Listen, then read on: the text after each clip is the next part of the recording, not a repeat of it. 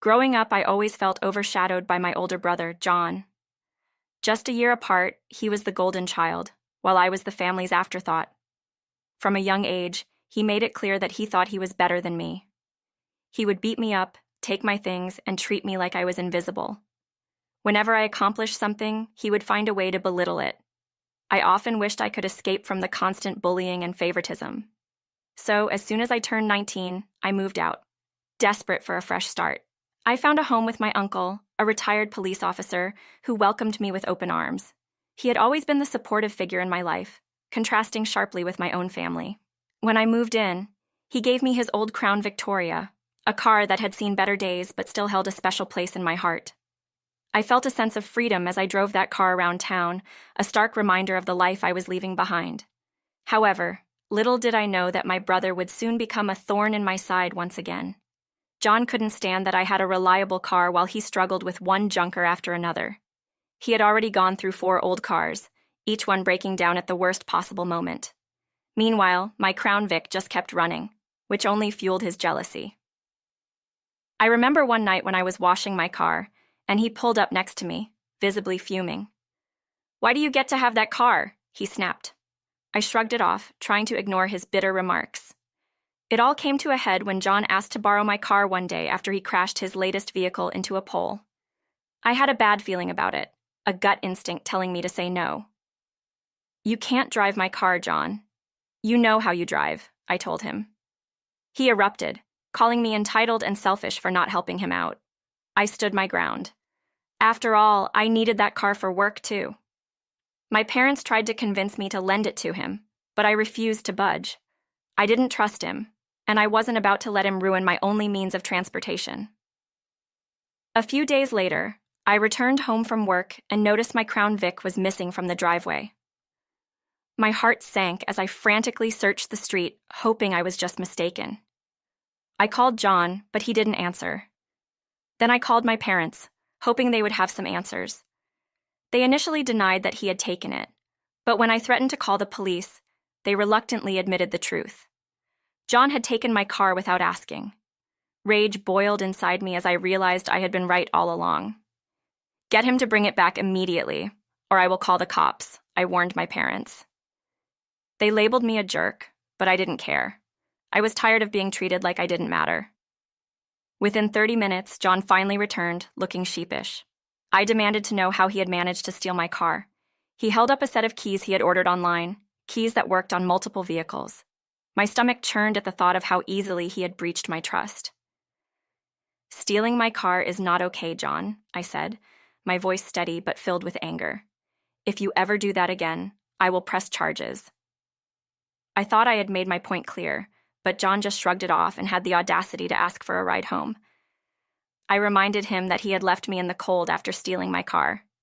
He called me a jerk as I drove away, and I couldn't help but feel a sense of relief as I left him behind.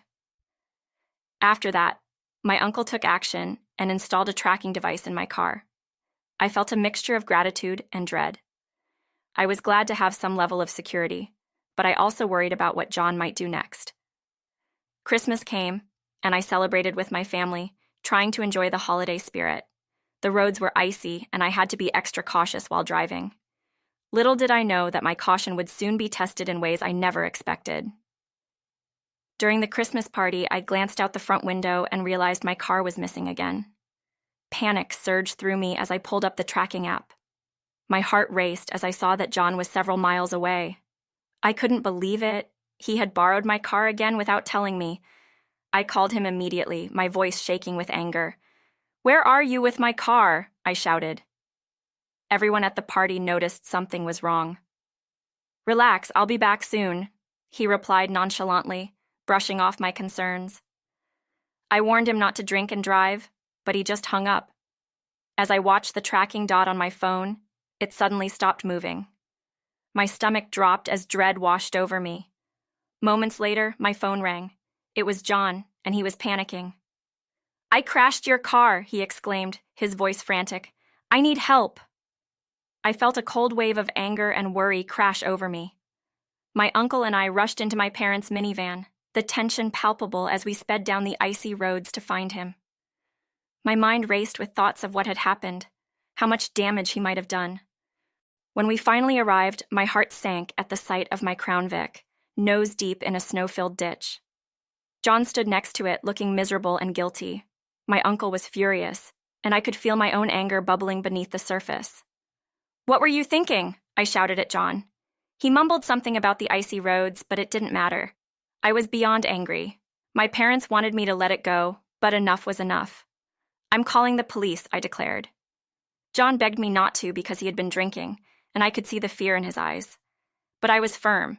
He was going to pay for the damage he caused or face serious consequences. Just then, the flashing lights of police cars appeared in the distance, and I felt a strange mix of relief and dread.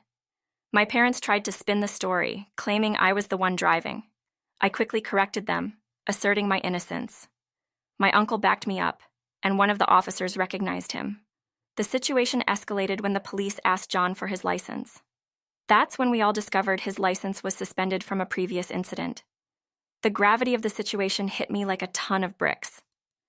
As the officers began to take John's statements, my heart raced. This was turning into a nightmare I couldn't wake up from. I glanced at my parents, who were trying to protest, but the police were having none of it. They administered a breathalyzer test, and when John blew over the limit, the officers placed him in handcuffs. My parents were in disbelief, their faces pale as the reality of the situation sunk in. Once John was in the back of the police car, my mother began to cry. She pleaded with the officers, insisting he hadn't meant to do anything wrong. But the officers were having none of it, explaining that lying to the police could also get them into trouble. It was a surreal moment, one that I had never expected to be part of.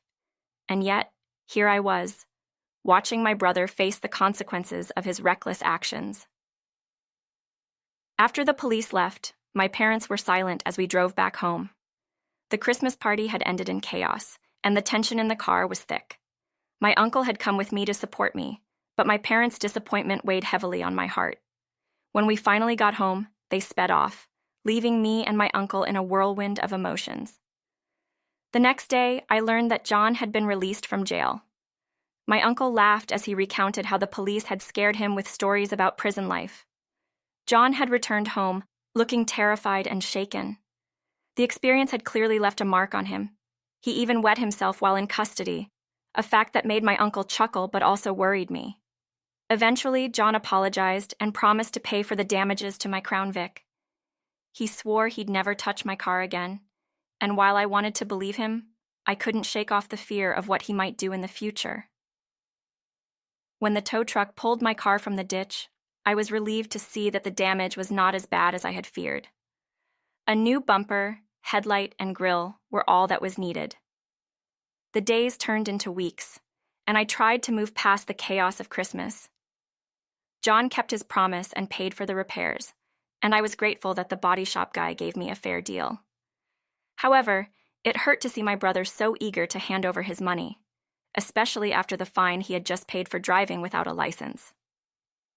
He was feeling the financial strain, and part of me felt guilty for being the cause of it all. Things took a darker turn when my parents decided to scold me for making John spend his money on my car. They started saying that if I had just let him borrow it in the first place, none of this would have happened. Something inside me snapped. I had held back my frustration for too long. I finally exploded, telling them everything I had kept bottled up for years. The favoritism, the way they had always treated John as more important than me, and how they had enabled his bad behavior. My father's face turned bright red with anger as I spoke, but I didn't stop. I reminded them how I had to move in with my uncle just to escape their unfair treatment. I pointed out how they tried to cover for John when he stole my car, and even attempted to lie to the police when he crashed it. By the time I finished my rant, I was out of breath, and my mother was in tears. Just then, a stranger nearby shouted, "You guys are narcissists!" That comment sent my father over the edge. He lunged at the guy, fists swinging like a wild gorilla. I yelled for someone to call the police, and in the chaos, my father bolted out the door and drove off, leaving my mother crying in the lobby. When the police arrived, they picked him up at home. Surprisingly, he cooperated, but now he was facing charges for assault. The man he attacked had a swollen black eye and a possible concussion. I stood there, frozen, as my mother sobbed. My uncle laughed, saying it was about time my dad faced some karma for his actions. The next few days were filled with tension and uncertainty. My father was released from jail looking worse than ever. My mother had paid his bail, but when he emerged, he bore the signs of a rough time. 2 black eyes, bruises covering his face, and even a missing tooth. My uncle recounted the story, saying my dad had picked a fight in jail and had been jumped by other inmates. It was surreal to think that the man who had always intimidated me was now at such a low point. Meanwhile, I managed to get in touch with the guy my father had attacked. Let's call him Scott. He had spent 3 days in the hospital, recovering from a concussion and a broken nose. When I reached out to him, he confirmed he was planning to sue my father. My heart sank at the thought of my family facing more consequences for their actions. In the midst of all this, I tried to find a way to help Scott. My friends and I put together a gift basket for him, hoping it would provide some comfort. Even my uncle contributed, showing his support. Scott was grateful when we delivered it, but the reality of my father's actions loomed over us like a dark cloud. As the days went on, my mother fell silent. She hadn't tried to call or text me since my father was released. It was as if she was stuck in a state of shock, unable to process everything that had happened. My brother, too, was navigating a new reality. He had moved out of our parents' house and was living with a friend, but his relationship with our parents was strained. John had gotten his license back, but he didn't have a car. He was forced to ride a bike to work, a stark contrast to the life he once led. I felt a mix of sympathy and anger. Part of me wanted to support him, but another part was still reeling from the chaos he had caused. My father had become calmer since starting anger management classes, but the tension in the house was palpable. My parents rarely spoke about the incident, and my father avoided me at all costs. It was clear that the anger he had towards me was now mixed with guilt and shame. He just sat quietly, simmering in his thoughts. As for my mother, she had thrown herself into her work, trying to distract herself from the reality of our family's disarray. She would often call me in tears, expressing her regret over the entire situation. I listened, but the weight of everything was heavy on my heart. Eventually, the fallout from my father's actions continued to unfold. Scott, the man he had attacked, decided to pursue a lawsuit against my parents. Initially, my father wanted to fight it, but the reality of their situation soon set in. He learned from a lawyer that he had no chance of winning in court, especially with the CCTV footage and witnesses, including me. Then came the night when my father's van was vandalized. Someone had broken several windows in the middle of the night, and while the police investigated, they couldn't find any leads.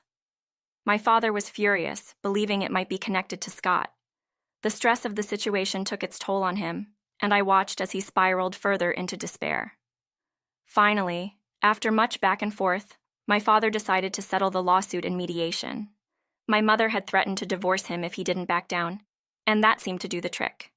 They reached an agreement, but I had no idea how much it cost. My parents kept that information under wraps, a clear sign of the tension still lingering in our family. Meanwhile, I had been keeping tabs on John. He seemed to be trying to make amends, reaching out more often and offering help where he could. It was strange to see this side of him, one that was eager to improve. He had been riding his bike to work, and though he was struggling financially, he was determined to rebuild his life. I admired that, but I still couldn't shake off the anger I felt toward him for what had happened.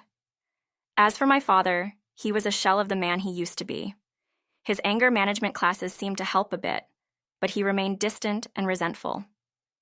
He avoided eye contact, and it was clear he was grappling with the consequences of his actions. My heart ached for the man he used to be, but the reality of the situation was that he had a long way to go. The healing process for all of us was slow and fraught with tension. My relationship with my parents remained strained. They avoided discussing what had happened, almost as if pretending it didn't exist would make it go away. But the reality was far more complicated. My father's drinking had also decreased, perhaps as a way to save money and avoid further complications. I made it a point to stay connected with John. We started spending more time together, albeit cautiously. He seemed genuinely remorseful for his past actions, and I could see him trying to change. Slowly, we began to rebuild our relationship piece by piece. It wasn't easy, but I wanted to believe that he was truly learning from his mistakes. As time passed, things began to settle down. My father continued with his anger management classes, and though he still had moments of irritation, they were fewer and farther between. My uncle supported me throughout the entire ordeal, reminding me to stay strong and not lose sight of what truly mattered. He often encouraged me to communicate with my parents, urging me to bridge the gap. Finally, I decided it was time to confront my parents again. I needed to talk about everything: the favoritism, the lies, and the incidents that had shattered our family. My mother listened, tears streaming down her face, while my father remained silent, his expression unreadable. I hoped that by opening up the dialogue, we could begin to heal. To my surprise, my father finally spoke. He admitted that he had been wrong to enable John and to treat me unfairly. He acknowledged the hurt he had caused and expressed his desire to make things right. It was a turning point for us, one that felt long overdue. We spent hours talking, and though the wounds were still fresh, there was a sense of hope. John's journey was also evolving. He was still riding his bike to work, but had taken up a part-time job to save up for a car. He reached out to me frequently, wanting to make amends for the past. We reminisced about our childhood, sharing both good and bad memories. It was cathartic, allowing us to process the pain we had both experienced. As the months went on, our family began to find a new normal. We were still healing, but there was a newfound understanding between us. My father continued his anger management. My mother focused on rebuilding her relationship with both of us, and John was working hard to turn his life around. Through it all, my Crown Vic became a symbol of resilience. I had installed a tracking device and a kill switch to ensure it stayed safe. It was a reminder of the tumultuous events that had unfolded, but also of the strength I had found within myself. Life continued, and though the scars of our past remained, I felt optimistic about our future. Looking back, I realized that every challenge had brought us closer in unexpected ways. While the journey was far from over, we were learning to navigate our relationships with more honesty and empathy. I hoped that our family would emerge stronger, united by the lessons we had learned through our struggles. As I sat behind the wheel of my repaired Crown Vic, I felt a sense of peace wash over me. I knew that while the past would always be a part of me, it wouldn't define my future. With my family learning to embrace change and forgiveness, I was ready to face whatever came next. The road ahead seemed long,